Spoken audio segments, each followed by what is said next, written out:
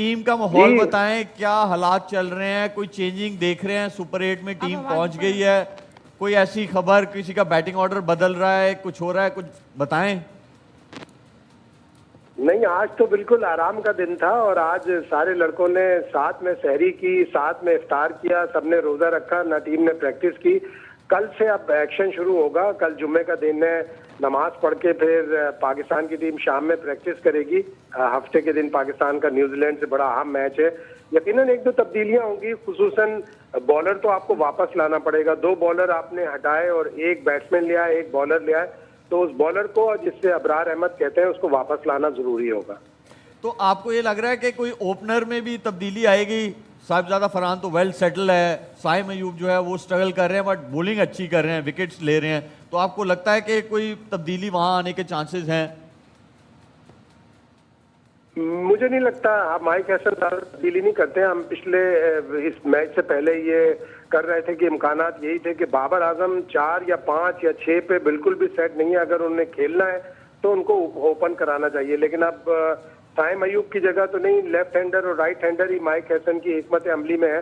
तो अगर left hander और राइट हैंडर होगा तो साइम अयूब ही ओपन करेंगे। साइम अयूब की मिसाल उस चौकीदार की है जो सोकर बताता है कि मैंने ख्वाब में देखा था कि चोर आएंगे, और उसका मालिक फिर उससे चोर आने पर, पकड़े जाने पर तारीफ तो करता है, लेकिन अगले दिन निकालता है कि तेरा ये काम नहीं था।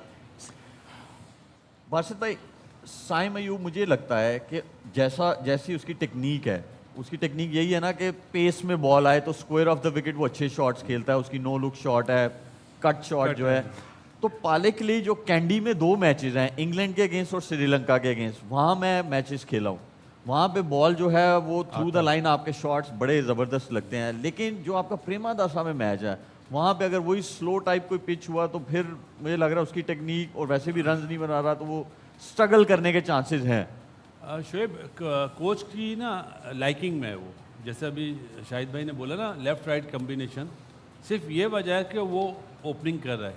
असूलन जब आप इंडिया से हारे थे ना, तो फिर आपको बाबर के लिए सोचना चाहिए था कि उसको ओपन करा दें और साइम को आप नीचे ले आएँ, लेकिन बात वही है, वो साइम को नहीं हटाएगा, वो लेफ़्ट हैंडर को लाजमी रखेगा, क्योंकि 3 नंबर, 4 नंबर, 5 नंबर, 6 नंबर, ये हमारे सब राइट हैंडर हैं। असूलन तो इन नंबर पे एक लेफ्ट हैंडर का होना बहुत ज़रूरी है, क्योंकि हमारा मैच न्यूजीलैंड से है ना, तो उनके पास एक लेफ्ट आर्म स्पिनर भी है और एक और नया बॉलर आया है, तो बीच में लेफ्ट हैंडर का होना ज़रूरी है। लेकिन मुझे नहीं लगता कि वो बाबर से ओपन कराने के चक्कर में है। उसके जहन में ये है कि जल्दी आउट होंगे 2 तो फिर बाबर वो वाला रोल अदा करेगा। शाहिद भाई, शादाब ने कल पोस्ट मैच सेरेमनी में एक बड़ी वो बात की थी एक्स क्रिकेटर्स के बारे में, तो कोई उसके बाद कोई उसके बारे में आपके पास कोई न्यूज़ है ऐसी कि क्या जो है वो स्टेटमेंट के बाद क्या हुआ? सुनने में तो बहुत सारी बातें आ रही हैं, लेकिन आप सही बताएंगे। देखिए, फॉर्मर क्रिकेटर्स ने जाहिर है उसके ऊपर बड़ा नोटिस लिया, और इस तरह की बात शादाब को करनी नहीं चाहिए थी।